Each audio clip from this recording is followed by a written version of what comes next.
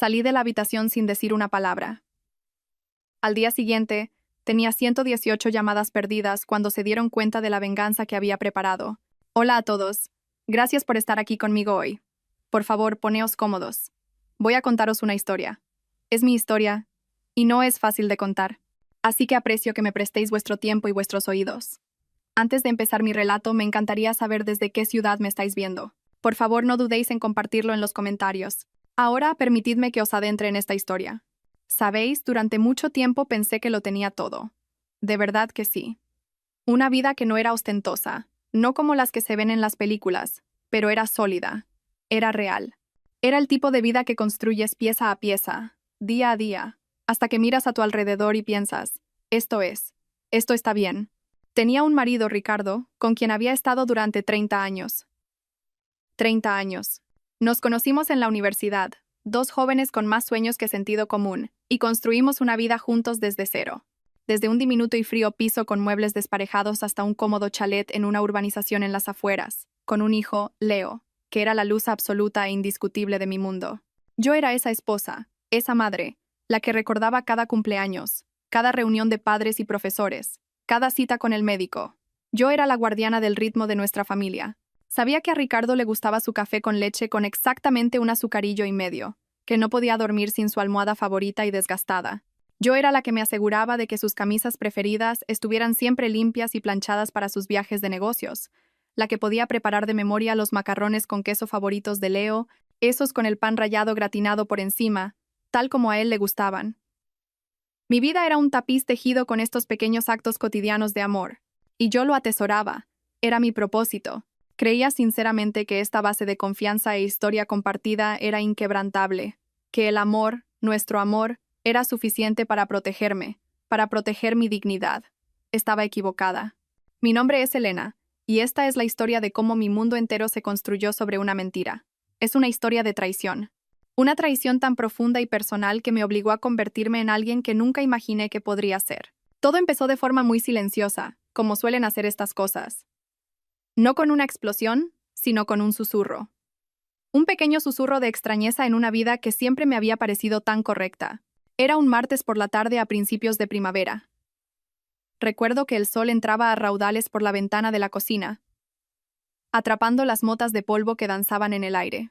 El leve olor a hierba recién cortada llegaba desde el jardín del vecino. Era un día perfectamente ordinario. Estaba sentada en nuestra vieja mesa de roble, la que compramos en el rastro cuando nos casamos.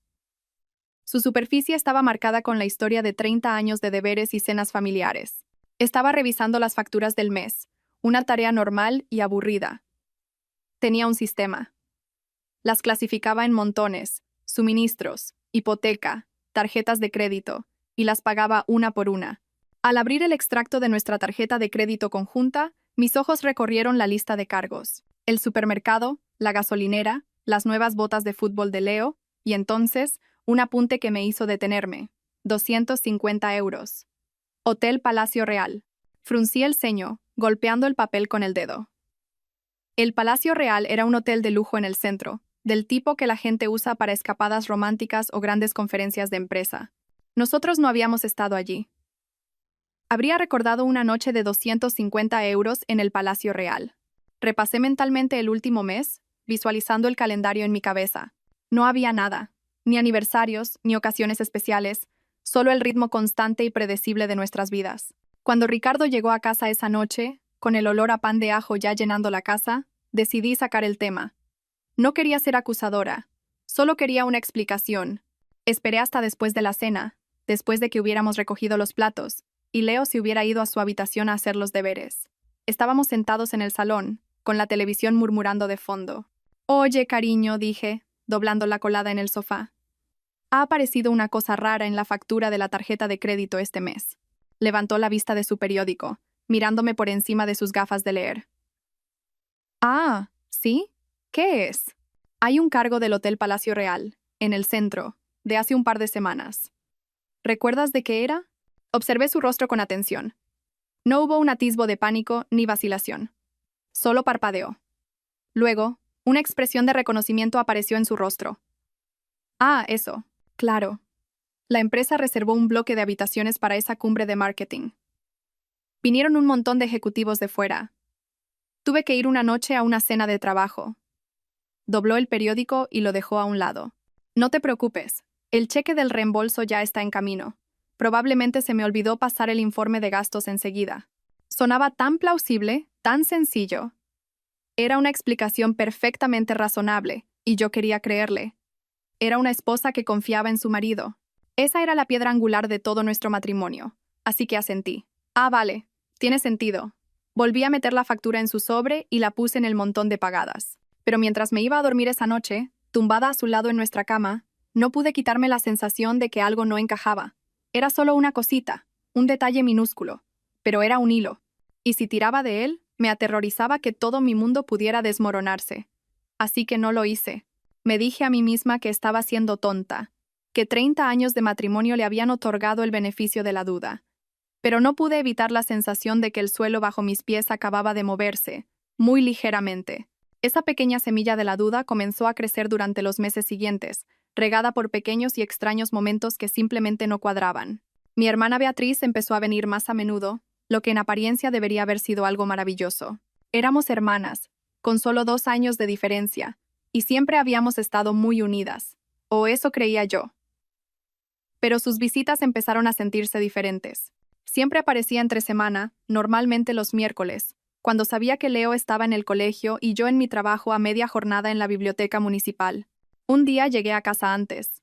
Mi turno terminó inesperadamente, y encontré su coche en la entrada. Cuando entré, encontré a Beatriz y a Ricardo en la cocina, apoyados en la encimera, riendo íntimamente con una botella de vino a medio vaciar. El aire estaba cargado de una especie de familiaridad cómoda que se sentía exclusiva, como una broma interna de la que yo no formaba parte.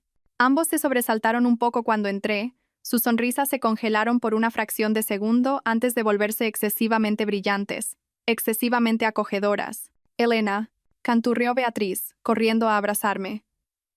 He pasado un momento a ver si tenías harina de sobra para el mercadillo benéfico. Ricardo y yo nos hemos puesto a hablar. Sí, añadió Ricardo, agitando el vino en su copa. Beatriz me estaba contando una historia divertidísima sobre su vecino. Te la acabas de perder. Forcé una sonrisa. El abrazo se sintió rígido y extraño. Ah, bueno, la harina está en la despensa, ya lo sabes. Pero la excusa parecía débil, endeble. Y la forma en que se miraban cuando pensaban que yo no estaba mirando. Era una mirada que pasaba entre ellos que era más que de cuñado y cuñada. Luego estaban las llamadas telefónicas. Ricardo siempre había estado un poco pegado a su móvil, pero ahora era como una extensión de su mano. Estaba constantemente con él, sonriendo y enviando mensajes. Pero en el momento en que yo entraba en la habitación, bloqueaba rápidamente la pantalla y lo ponía boca abajo sobre la mesa. Cosas del trabajo, mascullaba si le preguntaba. Una vez, su teléfono vibró tarde en la noche, después de que nos hubiéramos acostado. Lo agarró de la mesita de noche tan rápido que apenas vi la pantalla iluminarse. Se levantó de la cama y se fue al baño para atender la llamada, cerrando la puerta suavemente tras de sí. Me quedé allí en la oscuridad, mirando al techo, con un nudo en el estómago. Nuestra propia madre Isabel parecía estar también en el ajo, a su manera sutil y manipuladora. Durante nuestras comidas dominicales semanales, que eran una tradición obligatoria, hacía pequeños comentarios que se sentían como pequeñas pullas dirigidas. Elena, deberías dejar que Ricardo se divierta un poco. Decía si yo mencionaba que había salido hasta tarde con clientes 2 veces esa semana. Un hombre con su nivel de presión en el trabajo necesita una válvula de escape. No seas una de esas esposas controladoras. Otra vez, cuando mencioné que Beatriz parecía estar gastando mucho dinero últimamente en ropa nueva, mi madre simplemente sonrió finamente y dijo, bueno, es bueno verla disfrutar de la vida. Una mujer debe cuidarse. El mensaje subyacente siempre estaba ahí. Ricardo y Beatriz no podían hacer nada malo. Y si yo tenía un problema con ello, el problema era yo. Sentía que me estaba volviendo loca. Intenté hablarlo con Ricardo una vez suavemente. Estábamos en el coche volviendo a casa del cine. Parece que tú y Beatriz pasáis mucho tiempo juntos últimamente, dije, tratando de mantener mi voz ligera. Me lanzó una mirada de pura indignación. Es tu hermana, Elena. ¿Estás diciendo que no puedo ser amigo de mi propia cuñada? Dios mío, te estás volviendo paranoica con la edad. La conversación se cerró.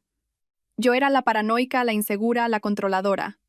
Estaban tan unidos, un sólido muro de negación que me hacía cuestionar mi propia cordura. Empecé a retraerme. a observar desde la barrera, sintiéndome como una extraña en mi propia casa. Seguía haciendo los macarrones y planchando las camisas, pero la alegría se había ido. Era solo movimiento, una rutina hueca que realizaba mientras una tormenta se gestaba en mi interior. La peor parte era la soledad.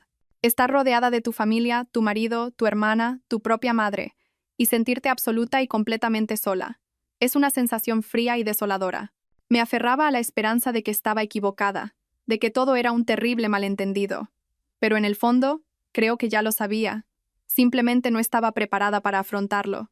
El momento en que la ilusión se hizo añicos no fue dramático. No fue una escena de una película. No hubo gritos ni portazos. Sucedió en una tranquila noche de jueves. La casa estaba en paz. Ricardo estaba viendo un partido en el estudio y yo estaba en la cocina intentando encontrar una receta para una tarta de limón y merengue que quería hacer para el fin de semana. Mi viejo libro de cocina se estaba cayendo a pedazos, así que decidí buscarla en internet. Leo estaba en el salón haciendo su trabajo de historia en mi tablet. Nuestro viejo ordenador de sobremesa había muerto finalmente unas semanas antes. Oye, cariño, le llamé. ¿Me dejas la tablet un momento? Necesito buscar una cosa. Claro, mamá, dijo. Unos minutos después, entró en la cocina y me la entregó antes de subir las escaleras. Al cogerla, vi que una aplicación de mensajería instantánea estaba abierta en la pantalla, algo que yo rara vez usaba. Y en la parte superior de la lista de conversaciones había un chat de grupo con un nombre que nunca había visto antes: Los Confidentes. Mi corazón dio un extraño vuelco. La curiosidad pudo conmigo. ¿Quiénes son estos confidentes? Toqué el nombre del grupo y los participantes aparecieron justo ahí. Ricardo, Beatriz e Isabel. Mi marido, mi hermana y mi madre. La sangre se me heló. Mis manos empezaron a temblar. Tenía que ser un error. Quizás era para planear una fiesta sorpresa para mí. Mi cumpleaños era en unos meses. Era una esperanza desesperada y frágil, y lo sabía. Con una respiración profunda y entrecortada, empecé a desplazarme hacia arriba. La conversación se remontaba a meses atrás. Y mientras leía, el mundo que conocía, la vida que había construido, el mismísimo fundamento de mi identidad se desmoronó en polvo a mi alrededor. Estaba todo allí, en blanco y negro. Prueba vil e irrefutable. Beatriz. Me lleva a ese asador el viernes. Dile que tienes que trabajar hasta tarde. Mi respiración se entrecortó.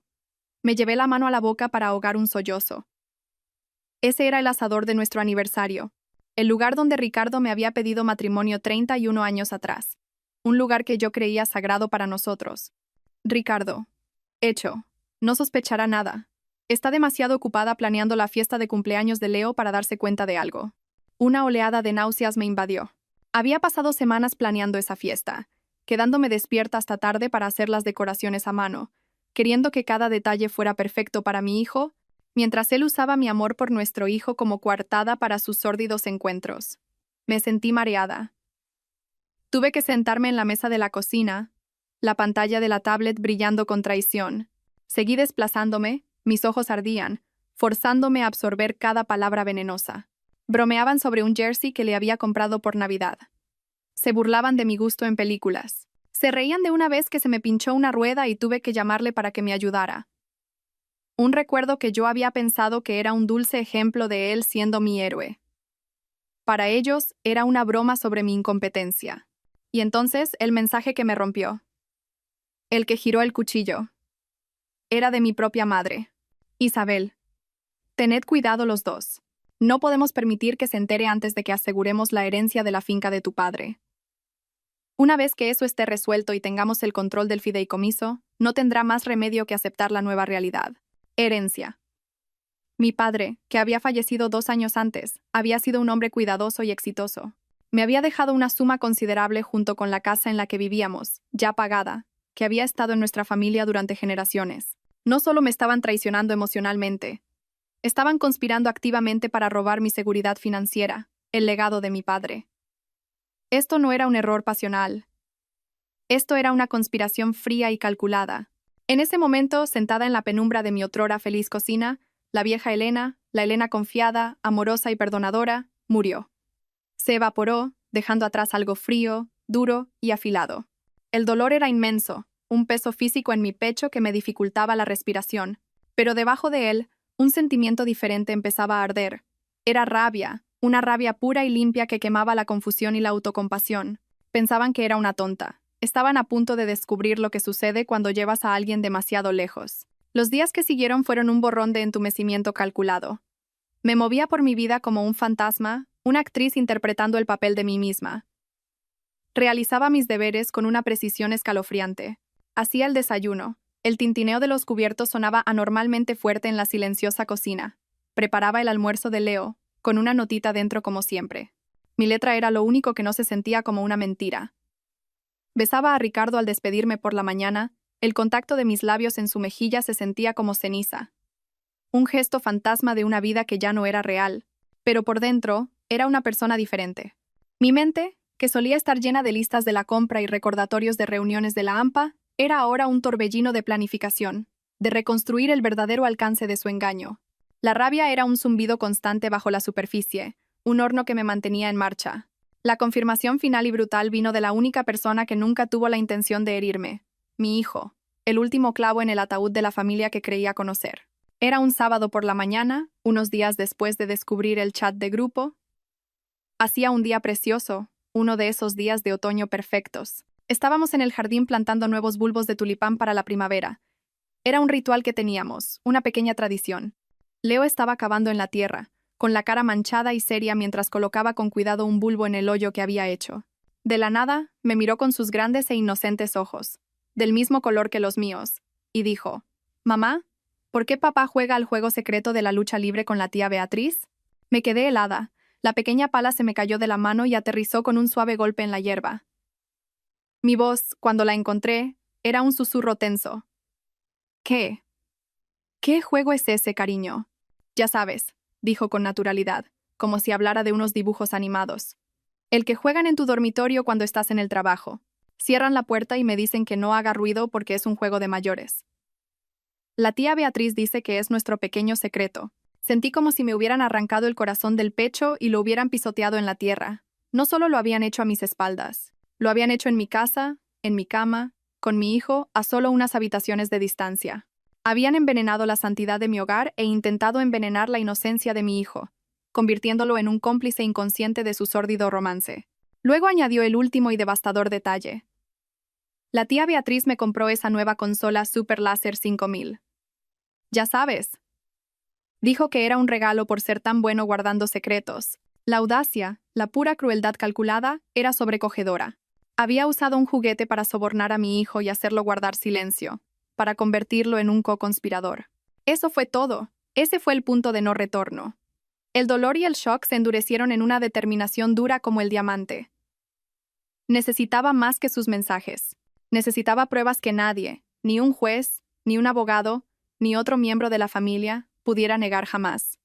Necesitaba verlo con mis propios ojos. Esa tarde, mientras Ricardo estaba jugando al golf y Beatriz supuestamente en una clase de yoga, conduje hasta una tienda de electrónica al otro lado de la ciudad. Caminé por los pasillos de elegantes aparatos y televisores gigantes, mis manos temblando ligeramente, sintiéndome como una espía en una película barata. Finalmente, encontré lo que buscaba en una sección etiquetada como «Seguridad del hogar». Una cámara diminuta activada por movimiento, hábilmente disfrazada de cargador USB. Era lo suficientemente pequeña como para pasar completamente desapercibida cuando se enchufaba en la toma de corriente junto a mi mesita de noche, una toma que tenía una vista directa y clara de mi cama matrimonial. Comprarla se sintió clandestino y sucio. Pagué en efectivo, mi corazón latiendo con fuerza mientras el joven empleado me cobraba, esperando a medias que me preguntara para qué la necesitaba. No lo hizo, por supuesto. Solo era un chico haciendo su trabajo. Configurarla fue una de las cosas más difíciles que he hecho en mi vida. Mis manos se sentían torpes. Mi corazón martilleaba contra mis costillas. Cada parte de mí gritaba que esto estaba mal, que no debería tener que espiar en mi propia casa. Esto era el tipo de cosas que le pasaban a otras personas en los programas de televisión de la tarde, pero la mujer en la que me estaba convirtiendo sabía que era necesario. Esto ya no se trataba de salvar mi matrimonio. Se trataba de supervivencia. Se trataba de reunir las armas que necesitaría para la guerra que se avecinaba. No tuve que esperar mucho. Al día siguiente era miércoles, el día habitual de Beatriz para pasar a saludar. Le dije a Ricardo que iba a hacer un turno extra en la biblioteca, una mentira que se deslizó de mi lengua con una facilidad aterradora. Necesitaba una coartada, una razón para estar fuera durante horas. En lugar de ir a la biblioteca, conduje hasta una cafetería anónima a kilómetros de casa. en un pueblo donde nadie me conocería. Elegí una pequeña mesa en un rincón, pedí un café que nunca tuve la intención de beber y abrí mi portátil. Mis manos estaban sudorosas mientras conectaba mi teléfono a la transmisión en vivo de la cámara. Y entonces esperé. Durante 2 horas, me senté allí fingiendo leer, con el estómago revuelto. Luego, a las 2:15 p.m., mi teléfono vibró con una alerta de detección de movimiento. Se me cortó la respiración y miré. Vi cómo mi hermana, Beatriz, entraba en mi casa con una llave que nunca supe que tenía. Vi cómo mi marido la recibía en el vestíbulo, no con un abrazo amistoso, sino con un beso profundo y apasionado que pareció durar una eternidad. Vi cómo se dirigían, riendo, con el brazo de él alrededor de la cintura de ella, hacia mi dormitorio. ¡Mi dormitorio!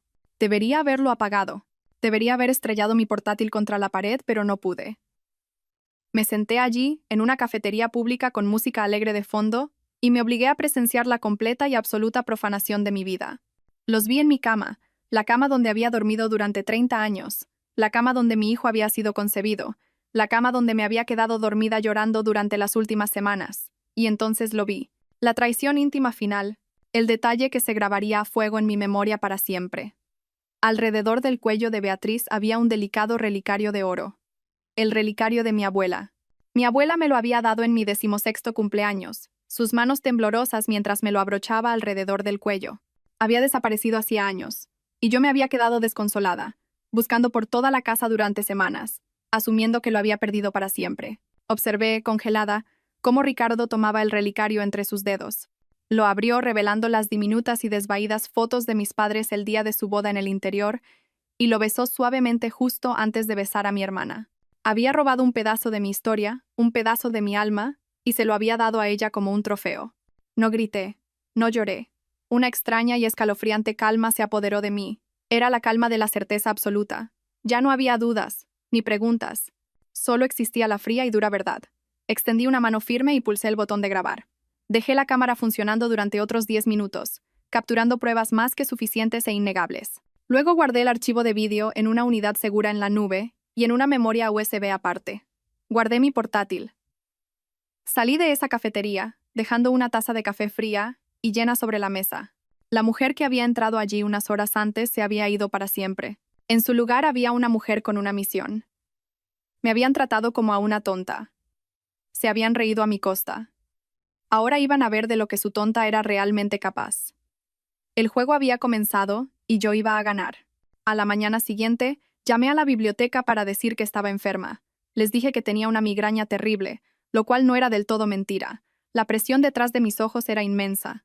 Pero en lugar de quedarme en la cama, me vestí con el traje más bonito que tenía, un conjunto gris marengo que normalmente guardaba para bodas o funerales. Parecía apropiado. Aquello era, después de todo, el funeral de mi matrimonio. Conduje hasta la ciudad.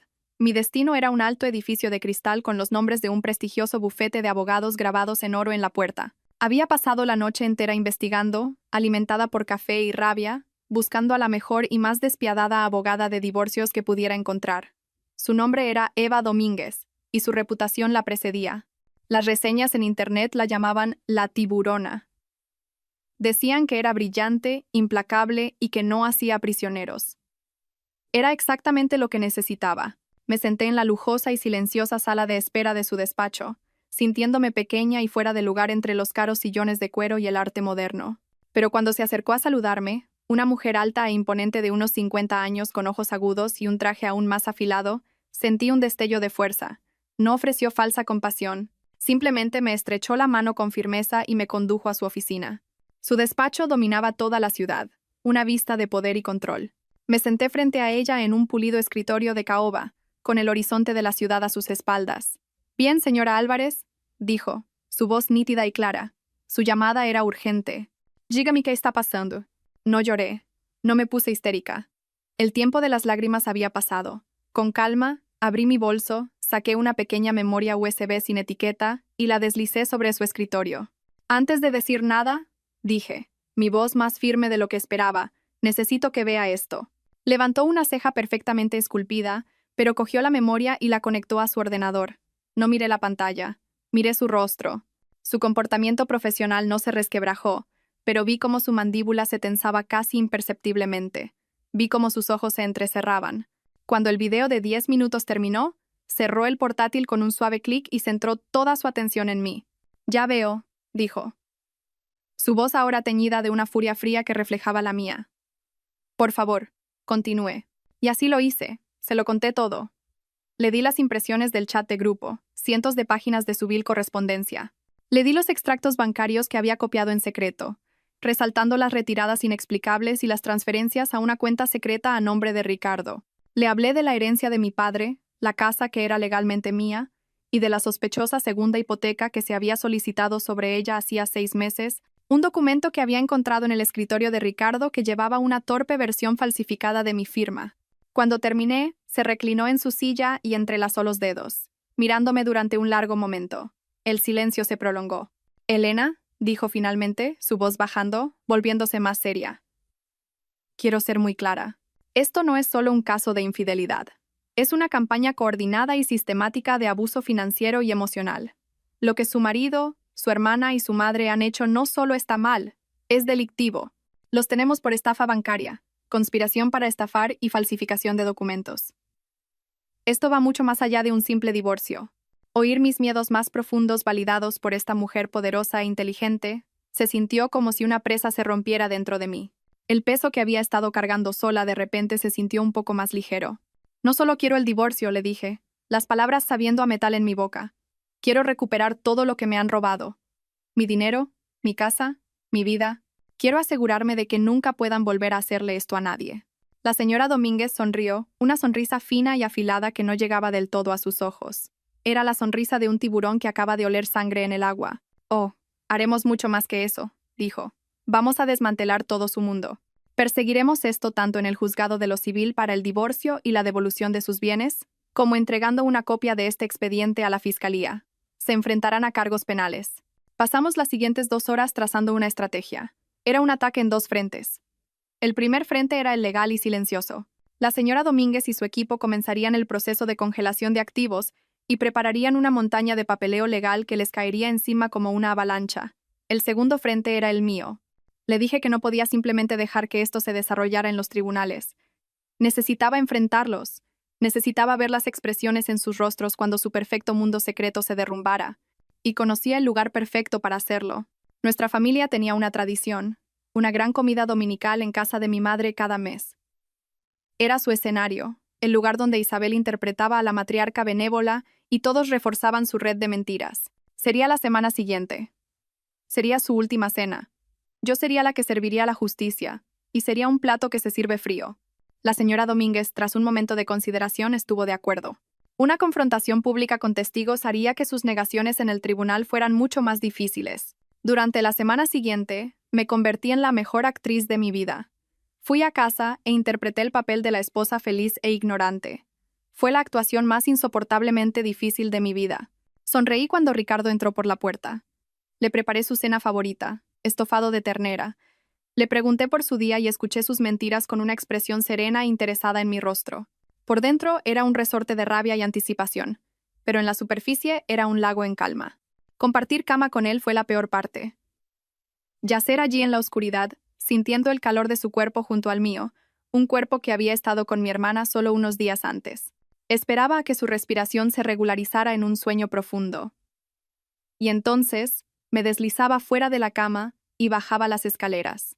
Me sentaba en la cocina a oscuras con mi portátil, repasando las pruebas una y otra vez, alimentando mi rabia, fortaleciendo mi resolución. Era como un general planeando una batalla, memorizando cada detalle de la debilidad del enemigo. Beatriz me llamó 2 veces esa semana, su voz goteando con la falsa y empalagosa preocupación que ahora veía por lo que era. «Hola, hermanita. Solo llamaba para ver cómo estabas. Últimamente te he notado un poco callada. ¿Todo bien?» «Solo cansada del trabajo», respondía, mi voz suave como la seda. «Pero tengo ganas de la comida del domingo. Será agradable estar todos juntos». «Yo también», canturreó ella, ajena a todo. «Voy a hacer mi famosa tarta de manzana de postre». La ironía era tan espesa que podría haberme ahogado. El plan para la comida era simple pero devastador. La señora Domínguez me había ayudado a preparar 4 paquetes. Cada uno era un grueso sobre de Manila, y dentro de cada uno había una colección curada de sus crímenes, adaptada al destinatario. Para Ricardo, había capturas de pantalla de sus mensajes más condenatorios con Beatriz, Fotografías brillantes de 20x25 del video del dormitorio y extractos bancarios que mostraban el dinero movido de nuestra cuenta conjunta a su cuenta secreta. Para Beatriz estaban sus propios mensajes incriminatorios, pruebas de sus lujosos gastos y una copia de la escritura de mi casa que mostraba el préstamo fraudulento solicitado sobre ella. Y para mi madre, Isabel, estaban sus mensajes orquestando todo el asunto, especialmente las partes sobre mi herencia y el fondo para la universidad que mi padre había creado para Leo, que habían estado vaciando sistemáticamente. El cuarto sobre era para el marido de Beatriz, David. Era el más delgado, pero el más brutal. Contenía solo lo que él necesitaba saber. La prueba de la aventura y el robo de los ahorros para la educación de su hijo.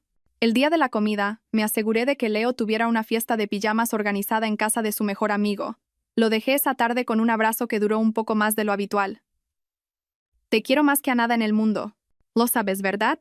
Le susurré al oído. Él solo sonrió. Me dijo que estaba siendo rara, y se fue corriendo a jugar con su amigo. No permitiría que mi hijo presenciara la carnicería que estaba a punto de desatarse. Mientras me preparaba esa tarde me miré en el espejo. La mujer que me devolvía la mirada era diferente. La suavidad alrededor de sus ojos había desaparecido, reemplazada por un brillo acerado. La perpetua línea de preocupación entre mis cejas se había suavizado, reemplazada por una mirada de sombría determinación. Elegí mi atuendo con cuidado, un sencillo y elegante vestido azul oscuro. Quería parecer serena, en control. No era una víctima a punto de ser arrojada a los lobos. Yo era la cazadora, y la trampa estaba puesta. Esta noche, la farsa terminaría. Esta noche, finalmente verían a la mujer que habían creado. El trayecto hasta la casa de mi madre se sintió surrealista. Las calles familiares de mi infancia se veían diferentes, teñidas por la nueva y dura realidad en la que vivía. La casa de Isabel era el epicentro de la vida de mi familia. Una gran e impecable casa colonial con columnas blancas y un césped perfectamente cuidado. Siempre gritaba riqueza y buen gusto por fuera, pero ahora sabía que se estaba pudriendo por dentro.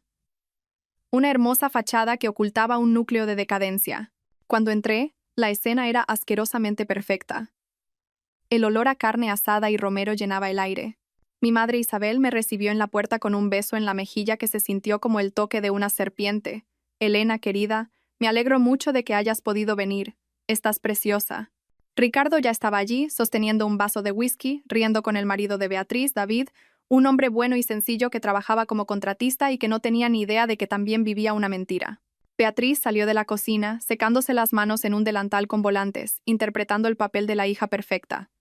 Elena, estás estupenda, canturreó, su voz un poco demasiado aguda. Me abrazó, un abrazo rápido y frágil, y tuve que usar cada gramo de autocontrol para no retroceder. Pude sentir el frío metal del relicario de mi abuela a través de su fino jersey, descansando contra su piel. Mi relicario. La rabia dentro de mí ardió, pero la reprimí. Todavía no. Nos reunimos todos en el comedor, alrededor de la enorme mesa de caoba que había albergado 100 celebraciones familiares, 100 navidades, 100 mentiras. David estaba sentado junto a Beatriz, y él tomó su mano, dándole un apretón cariñoso. Mi madre se sentó a la cabeza de la mesa, radiante como una reina presidiendo su corte. Ricardo se sentó a mi lado, y en un momento dado, tuvo la audacia de poner su mano en mi rodilla debajo de la mesa y apretarla afectuosamente. Quise vomitar. Aparté la pierna, y él me miró un poco perplejo. La conversación era ligera, sin sentido, una sinfonía de hipocresía. Hablaron del trabajo, del tiempo, de un nuevo programa de televisión. Mientras tanto, yo podía sentir el peso de los sobres de Manila en mi bolso grande a mis pies. Mi corazón latía a un ritmo constante y pesado contra mis costillas, pero mis manos estaban perfectamente quietas. Comí mi carne asada. Elogié a mi madre por la salsa. Sonreí a sus chistes. Interpreté mi papel una última vez. Entonces, justo cuando mi madre estaba a punto de sacar la famosa tarta de manzana de Beatriz para el postre, me aclaré la garganta. En realidad, antes del postre dije, mi voz cortando la alegre charla como un fragmento de cristal. La habitación se quedó en silencio. Todos se giraron para mirarme, con los tenedores a medio camino de sus bocas. Tengo algo que me gustaría compartir, continué, mi voz peligrosamente tranquila. Un pequeño proyecto familiar en el que he estado trabajando. Me agaché, mis movimientos deliberados, y saqué los sobres de mi bolso. Me levanté. El sonido de mi silla raspando contra el suelo de madera pareció resonar en la habitación. Caminé alrededor de la mesa, una parca sombría entregando el juicio. Coloqué un sobre delante de Ricardo, uno delante de Beatriz y uno delante de mi madre. Isabel miró el grueso sobre marrón, sus ojos entrecerrándose. Elena, ¿qué es esto? ¿Algún tipo de broma? Adelante, dije. Mi voz tan fría y plana como un lago helado. Abridlos. El sonido del papel rasgándose fue ensordecedor en la silenciosa habitación. Me quedé de pie al final de la mesa, y observé sus rostros uno por uno. Vi la sonrisa confiada de Ricardo flaquear mientras sacaba la primera página, una captura de pantalla de él y Beatriz besándose en mi vestíbulo. Vi cómo su rostro perdía todo color, volviéndose de un blanco pálido y enfermizo mientras hojeaba las brillantes fotos de 20x25 de la cámara del dormitorio.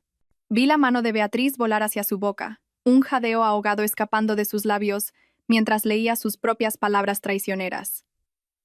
Sus textos planeando encuentros secretos, burlándose de mí. Vi sus ojos moverse por la habitación como un animal atrapado. Y vi la compostura regia de mi madre hacerse añicos. Su rostro se tornó de un rojo moteado y feo mientras miraba fijamente las pruebas de su conspiración, las impresiones que detallaban su plan para asegurar mi herencia. David, completamente confundido, miró del rostro horrorizado de su esposa a mí. Elena, por el amor de Dios, ¿qué está pasando? Yo también tenía un sobre para él. Me acerqué y se lo entregué, mis ojos suavizados con una piedad que solo sentía por él. Creo que mereces saberlo, David. Tú también eres parte de esta familia. Lo abrió. Su rostro, mientras leía, pasó por una rápida y terrible transformación. La confusión se convirtió en incredulidad, la incredulidad en un horror naciente, y finalmente, en una expresión de dolor tan profundo y desgarrador que casi aparté la mirada. Miró los extractos bancarios, la prueba de que el fondo para la universidad que tanto había trabajado para construir para su hijo estaba casi vacío. El silencio que siguió fue pesado, sofocante. Era el silencio de la ruina absoluta. Entonces se desató el infierno. ¿Qué coño es esto?, siseó finalmente Ricardo, su voz un susurro estrangulado. Apartó las fotos de él como si estuvieran contaminadas. Me miró, con los ojos muy abiertos por una mezcla de miedo y furia. Elena, ¿por qué has hecho esto? Esto es privado. ¿Hacer esto? Repetí, y una risa, un sonido áspero y amargo que no reconocí como mío, escapó de mis labios. ¿Te refieres a exponer vuestras mentiras? ¿Vuestros engaños? ¿El hecho de que te has estado acostando con mi hermana en mi propia cama? ¿Eso también era privado? ¿O era solo mi dignidad lo que no te importaba hacer público? Beatriz empezó a sollozar, lágrimas espesas y teatrales que ya no tenían ningún valor para mí. No es lo que parece. Lo estás tergiversando todo. Nosotros solo nos estábamos consolando. Has estado tan distante últimamente. ¿Distante?, repliqué, mi voz subiendo de tono. ¿Yo he estado distante? ¿O es que estaba ocupada llevando nuestra casa, criando a nuestro hijo, y gestionando la vida que tú estabas tan ocupado dinamitando a mis espaldas? ¿Y estoy tergiversando estos extractos bancarios, Beatriz? Señalé con un dedo tembloroso los papeles. ¿Estoy tergiversando el préstamo fraudulento que tú y mamá solicitasteis sobre mi casa? La casa que mi padre me dejó a mí. Fue entonces cuando David finalmente habló. Sostuvo un solo trozo de papel, su mano temblando violentamente. Miró a Beatriz, su voz quebrándose con un dolor que era horrible de presenciar. El fondo para la universidad. Beatriz, tú. ¿Cogiste el dinero que ahorramos para el futuro de Miguel? ¿Para su educación? Beatriz solo lo miró. Su rostro una máscara de culpa, incapaz de hablar. ¿Me dijiste que el mercado había bajado?, susurró él, la comprensión apoderándose de él. Me has estado mintiendo durante meses. Mi madre, Isabel, finalmente encontró su voz. Golpeó la mesa con la mano, haciendo sonar los cubiertos. ¿Cómo te atreves?, chilló, su rostro contorsionado por la rabia, señalándome con un dedo enjollado. Vienes a mi casa un domingo e intentas destrozar a esta familia. Después de todo lo que hemos hecho por ti, todo lo que habéis hecho por mí, dije, acercándome a ella, mi voz baja y peligrosa. Querrás decir todo lo que me habéis hecho a mí. Conspiraste con ellos. Fomentaste esto. Tú, mi propia madre, les ayudaste a planear cómo robar mi herencia. Pequeña bruja desagradecida, escupió, su máscara de sofisticación desaparecida, revelando el feo rostro que había debajo. Ricardo merecía ser feliz. Beatriz merecía ser feliz. Tú siempre tan aburrida, tan predecible, siempre haciéndote la mártir. Deberías haber estado agradecida de que se quedara contigo tanto tiempo. Sus palabras estaban destinadas a herirme, y lo hicieron. Pero también hicieron algo más. Cortaron el último hilo de cualquier amor u obligación que sentía por ella. No era mi madre. Era un monstruo envuelto en un suéter de cachemira. Fui una buena esposa. Fui una buena hija. Fui una buena hermana, dije, mi voz temblando con una furia que había contenido durante semanas. Y tomasteis mi amor y mi confianza y los usasteis como un arma contra mí. Os reísteis de mí en vuestro pequeño grupo de chat secreto. Me llamasteis tonta. Me incliné, mis ojos fijos en los suyos. Bueno, la tonta se ha cansado de que la empujen.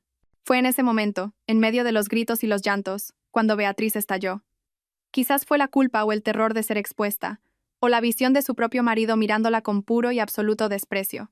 Soltó un grito gutural, un sonido de pura rabia animal, y se abalanzó sobre la mesa hacia mí. Sus uñas arañaron mi cara, y yo retrocedí. Un agudo escozor estalló en mi mejilla. Volvió a atacarme, agarrando un puñado de mi pelo, chillando. Has arruinado mi vida. Lo has arruinado todo. Un instinto primario que nunca supe que poseía se apoderó de mí. Ya no era la bibliotecaria tranquila. Era un animal acorralado luchando por su vida. La empujé hacia atrás con fuerza, rompiendo su agarre. Tropezó con una silla del comedor y cayó al suelo con estrépito. La habitación se sumió en el caos absoluto. Ricardo y David se apresuraron a separarnos, ambos gritando. Mi madre gritaba histéricamente sobre llamar a la policía. David logró agarrar a una Beatriz que se retorcía histéricamente y ponerla de pie mientras Ricardo se interponía entre nosotras, con las manos en alto como para alejarme. Elena, para. Esto es una locura. Mira lo que estás haciendo. Me quedé allí, respirando con dificultad. Mi pelo desordenado, un arañazo escociente en mi mejilla. Miré la devastación a mi alrededor. Mi hermana llorando. Mi marido aterrorizado. Mi madre apopléjica y David, cuyo mundo entero acababa de ser detonado. El hermoso comedor era una zona de guerra. El asado se estaba enfriando. La tarta de manzana nunca se serviría, y yo había comenzado la guerra. Quiero detenerme aquí un segundo. Si todavía estáis escuchando, si me habéis seguido hasta aquí en la noche más oscura de mi vida, solo, necesito pediros un pequeño favor. Por favor, ayudadme dando me gusta a este vídeo y comentando el número 1 abajo. De esa manera, sabré que me habéis dado un me gusta y que estáis aquí conmigo en este viaje. Escuchar lo que vino después no es fácil, pero vuestro apoyo significa mucho para mí y me da la fuerza para seguir adelante. Por favor, comentad con el número 1 y luego escuchad el resto de mi historia. En el silencio resonante que siguió a la pelea, el único sonido era el sollozo entrecortado de Beatriz. Mi madre fue la primera en recuperarse. Buscó a tientas su teléfono, sus manos temblando de rabia. Se acabó. Voy a llamar a la policía. Haré que te arresten por agresión. Te vi empujarla. La miré. No sentí nada. Ni miedo, ni pánico. Solo una certeza fría y clara. Estaba 10 pasos por delante de ellos. Adelante, mamá, dije, mi voz tranquila. Llámalos. Estoy segura de que estarán muy interesados en este sobre de aquí. Cogí su paquete de pruebas de la mesa y lo agité suavemente. Tiene todo. La conspiración para cometer estafa, las firmas falsificadas en los documentos del préstamo. La estafa es un delito que se paga con la cárcel, ¿sabes? Tuve una charla muy interesante con mi abogada, la señora Domínguez. Fue muy clara sobre las posibles ramificaciones legales. Estoy segura de que al fiscal le encantará vuestro chat de grupos solo para la familia. Yo podría recibir un tirón de orejas por lo de esta noche por defenderme. Pero vosotros 3 estáis expuestos a penas de prisión. Vi cómo el color se desvanecía de su rostro.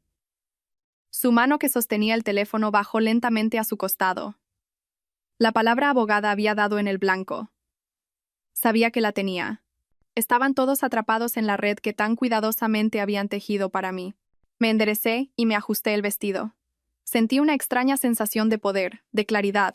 Por primera vez en mi vida, yo tenía el control. Los miré a cada uno de ellos, mi voz sin dejar lugar a discusión.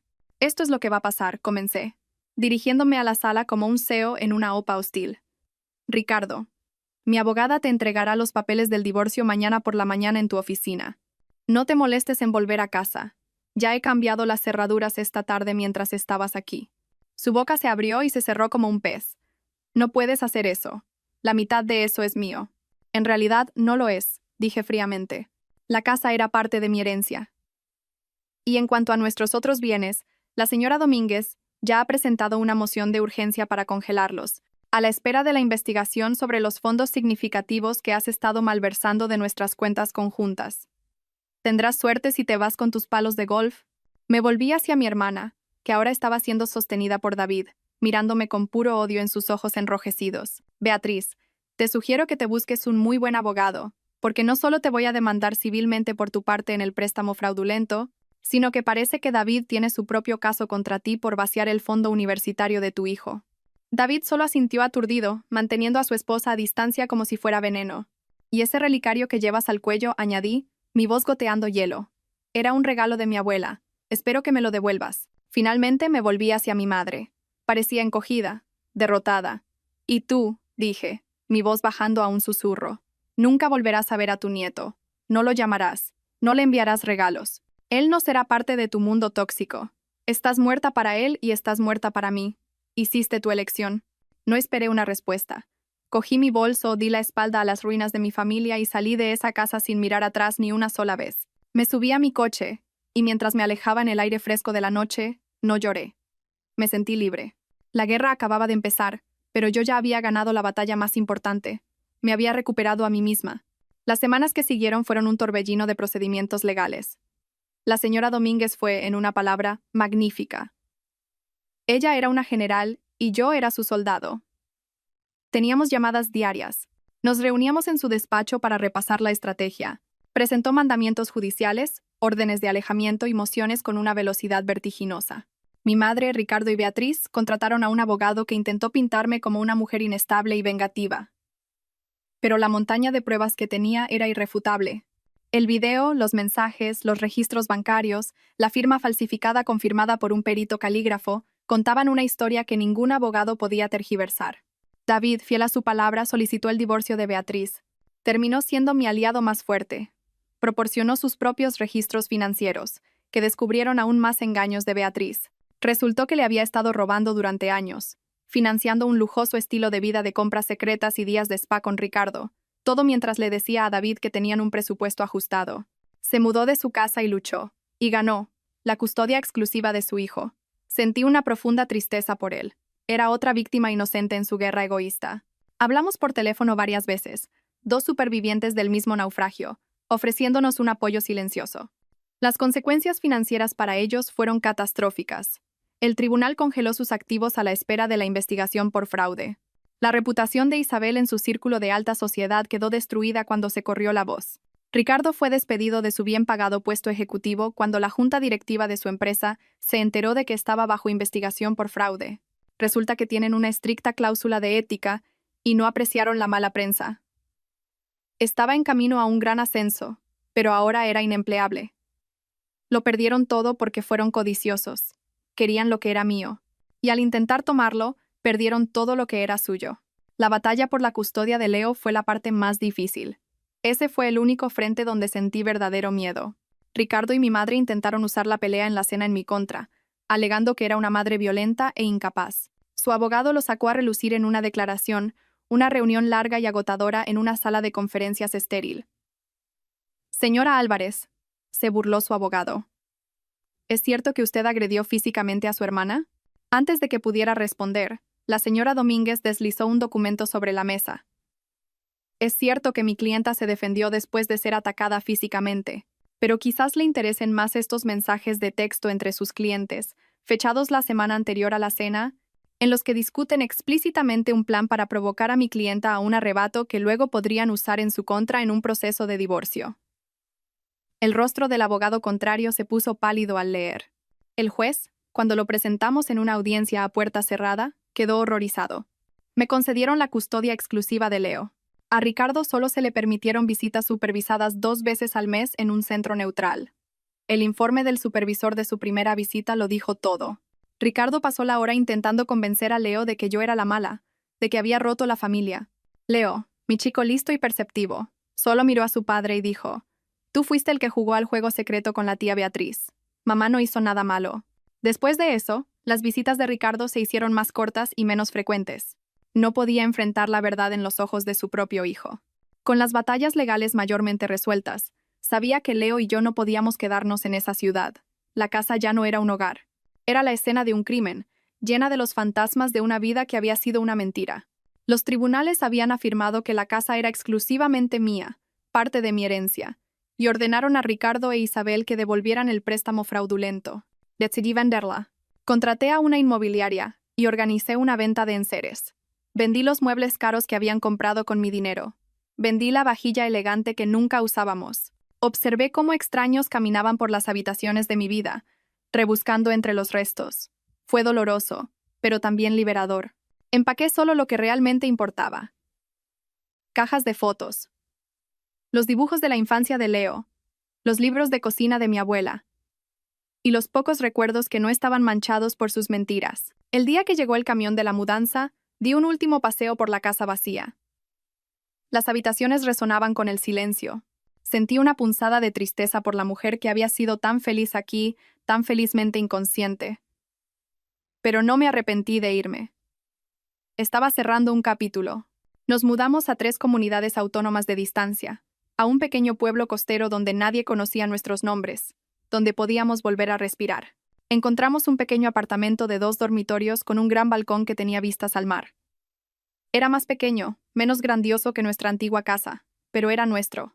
Era honesto. Los primeros meses fueron difíciles. El silencio era lo más ruidoso. Había días en que me sentaba en el suelo de nuestro nuevo salón, rodeada de cajas, y sentía una ola de dolor tan profunda que me quitaba el aliento. No solo estaba de luto por mi matrimonio, estaba de luto por mi hermana, mi madre, toda la familia que creía tener. Tuve que aprender a estar sola. Tuve que ir al supermercado y comprar para 2 en lugar de para 3. Tuve que aprender a arreglar un grifo que goteaba viendo tutoriales en internet. Tuve que reconstruir mi vida desde cero. No solo por mí, sino por Leo. Empezamos poco a poco. Encontramos un nuevo colegio para él. Y después de un comienzo difícil, empezó a hacer amigos. Conseguí un trabajo a media jornada en la pintoresca librería del pueblo, rodeada del reconfortante olor a papel viejo y a historias nuevas. Dábamos largos paseos por la playa después del colegio, viendo las olas romper contra la orilla, dejando que el aire salado se llevara los recuerdos. Empezamos nuevas tradiciones. La noche del viernes era de pizza y película, acurrucados en el sofá bajo una manta calentita. El domingo por la mañana era para hacer tortitas juntos, llenando toda la cocina de harina. Lenta y minuciosamente, comenzamos a construir una nueva vida, una nueva definición de familia, basada no en mentiras, sino en el simple e inquebrantable vínculo entre una madre y su hijo. El capítulo legal final se cerró aproximadamente 1 año después de mudarnos. El divorcio se finalizó. El tribunal me concedió un acuerdo significativo, recuperando casi todo el dinero que habían robado a lo largo de los años de mi herencia y de nuestros ahorros conjuntos. El caso penal también concluyó. Ante pruebas abrumadoras, Isabel y Beatriz aceptaron un acuerdo de conformidad para evitar la cárcel. Recibieron fuertes multas, servicios comunitarios y un largo periodo de libertad condicional. Me enteré a través de una prima lejana que llamó para ver cómo estaba, que mi madre tuvo que vender su gran y hermosa casa para pagar los honorarios legales. Beatriz trabajaba como cajera en un supermercado. Ricardo, incapaz de encontrar trabajo en su campo, vivía en un apartamento barato a 1 hora de distancia, ahogado en deudas. El universo tiene una forma curiosa de equilibrar las cuentas. Un día, llegó una carta inesperada, reenviada desde mi antigua dirección. Era de Ricardo. Era larga, 10 páginas, manuscrita, divagante y manchada con lo que parecían ser lágrimas. Estaba llena de autocompasión. Decía que lo sentía, que había cometido un terrible error, que nos extrañaba a mí y a Leo cada día. Culpaba a Beatriz por seducirlo, culpaba a mi madre por animarlo, culpaba a su estresante trabajo, culpaba a todos menos a sí mismo. Al final, preguntaba si podría encontrar en mi corazón el perdón, si quizás podríamos hablar. Leí la carta una vez, de pie en mi pequeño balcón, la brisa del mar alborotando mi pelo. Luego volví a entrar, encontré unas tijeras y corté metódicamente la carta en trocitos diminutos. Volví a salir al balcón, abrí la mano y dejé que la brisa del mar se llevara el confeti de sus excusas, esparciéndolas sobre las olas hasta que desaparecieron. ¿Perdón? Quizás algún día. Pero el perdón es para mi propia paz, no para su absolución. No se lo había ganado. Mi vida no es perfecta ahora. Todavía hay cicatrices. Hay días en que una canción triste en la radio me oprime el pecho, o cuando veo una familia feliz que se parece a la que yo solía tener, y siento una punzada de pérdida por la mentira en la que una vez creí. Pero las cicatrices son parte de mi historia, un recordatorio de la fuerza que nunca supe que tenía. Leo está prosperando. Ahora es un adolescente, alto y divertido, con un buen corazón. Está en el equipo de fútbol. Le gusta una chica de su clase de ciencias. Es feliz, está a salvo. ¿Y yo? Yo también soy feliz. He encontrado una alegría tranquila y sencilla que nunca conocí cuando vivía en esa casa grande y hermosa llena de secretos. Tengo amigas del club de lectura de la librería. Estoy tomando clases de cerámica. Estoy aprendiendo a ser simplemente Elena, no la esposa o la hija de alguien, sino mi propia persona. A veces, cuando estoy en la librería, un cliente entra buscando una historia con un final feliz. Siempre sonrío, porque finalmente tengo una propia. No es un final de cuento de hadas, no el que habría escrito para mí misma hace tantos años, pero es uno real. Es la historia de una mujer que fue empujada al límite y descubrió que podía volar. Gracias por escuchar, gracias por estar aquí conmigo.